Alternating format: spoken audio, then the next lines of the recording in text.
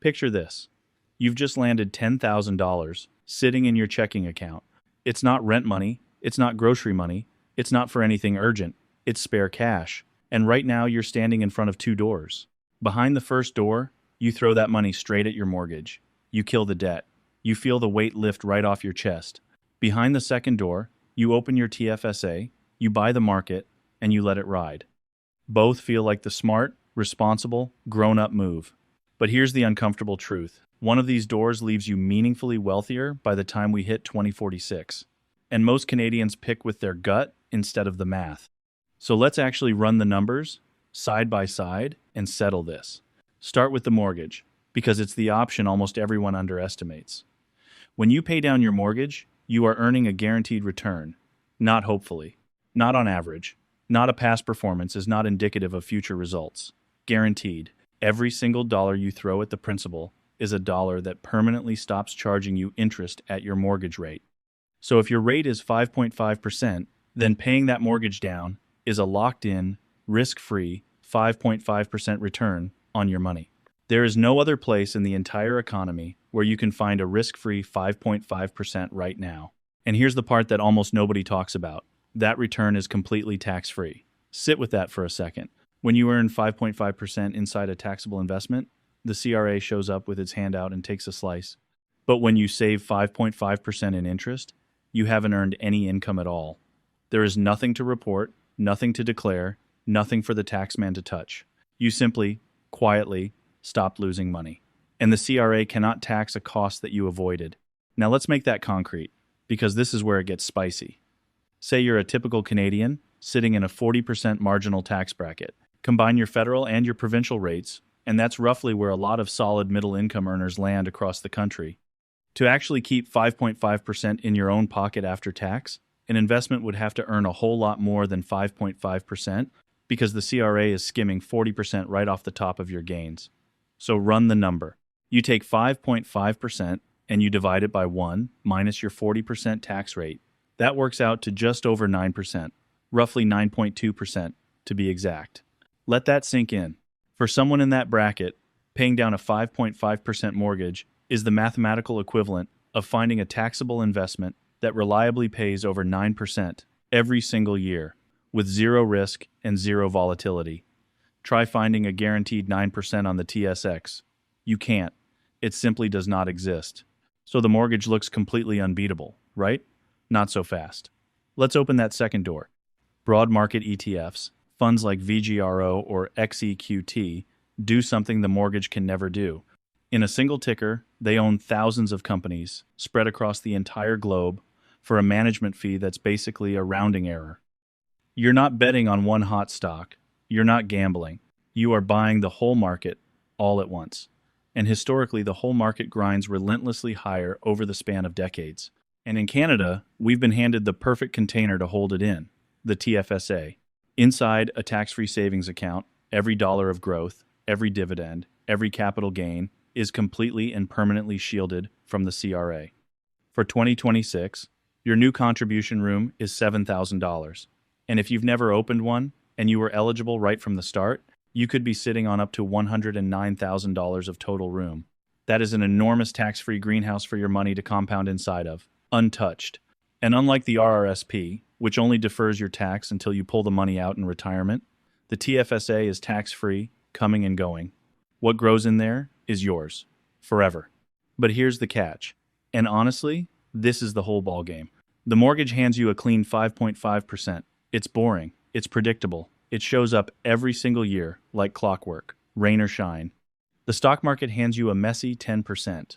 And that word messy is doing an enormous amount of heavy lifting, because that 10% is only an average stitched together from glorious, euphoric up years and gut-wrenching, sleepless down years. Remember 2022, when stocks and bonds fell together at the same time and your so-called safe balanced fund dropped by double digits? Remember the global financial crisis, when Canadians watched their portfolios get cut nearly in half in a matter of months? On a spreadsheet, the ETF wins over 20 years. On a spreadsheet. But spreadsheets don't feel fear. People do. Countless Canadians watched their accounts bleed red, watched the headlines scream, and did the one single thing that is absolutely guaranteed to lock in the loss forever? They panic sold, right at the very bottom. And here's the quiet, underrated superpower of the mortgage. You cannot panic sell your home equity. There is no red flashing number tempting you to bail out at midnight. The debt just keeps shrinking, calmly, steadily, no matter what the news is screaming that week. So let's put real dollars on the table. Imagine $80,000 and 20 years for it to work. Option 1. You pour it all into the mortgage at that guaranteed 5.5%. Over 20 years, that saved interest snowball compounds to roughly $233,000 of value. Guaranteed. Rock solid. Option 2.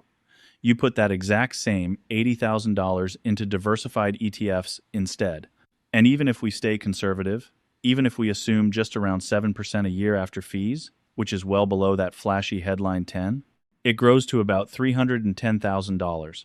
That right there is the ETF gap, around $77,000 more in your pocket, purely from the extra horsepower of market compounding.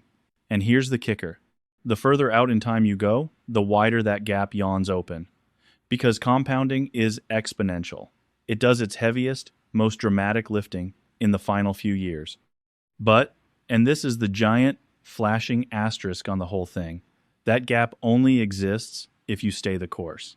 If you got scared and sold during 2022, the gap slams shut. The mortgage number is what you actually get.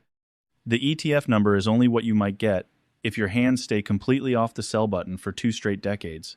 Now, what if I told you the most sophisticated Canadians refuse to choose between these doors at all? Enter the Smith maneuver. It's a uniquely Canadian strategy for something called debt recycling. And here's the idea in plain English. Your mortgage interest, here in Canada, is not tax deductible. You get absolutely no break for it. But interest on money that you borrow specifically to invest, that is tax deductible. So watch this. As you steadily pay down your mortgage, you use a HELOC, a home equity line of credit, to borrow that freed up equity right back out again, and you invest it into the market. Bit by bit, year by year, you are converting your ugly, non-deductible mortgage debt into productive, tax-deductible investment debt. You end up paying down the house and building an investment portfolio at the exact same time, with the CRA effectively helping to subsidize your loan interest along the way. It is genuinely powerful, but it is absolutely not for beginners, because it runs on leverage, and leverage is a knife that cuts in both directions. Still, for a disciplined Canadian, it's the bridge that lets you walk through both doors at once. So which door do you pick? Honestly, it comes down to 2 words: math versus sleep. If your cash flow is tight, if a renewal at a higher rate makes your stomach drop, if that mortgage balance is the very last thing you think about before you close your eyes at night, then pay it down. The guaranteed return, plus the completely priceless gift of sleeping soundly, makes the house the clear winner for you. Peace of mind is a real return, even if it never shows up on a single statement. But if you've got a long time horizon, a stable income, and a genuine stomach of iron that will not flinch when the market drops 30% in a year, then the ETFs are your path to real, market-beating wealth. History, over the long run, rewards the patient. But here is the one mistake that beats both of them. The real villain of this entire story, doing neither.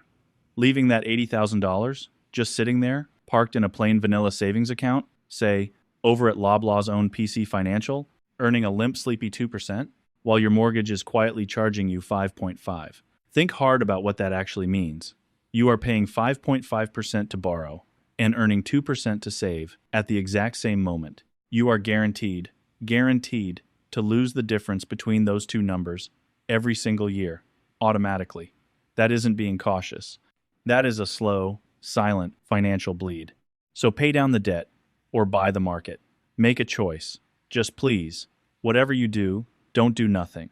Because in this game, the only truly wrong move is standing perfectly still. If you learned something, make sure to like and hit subscribe. We'll see you in the next one.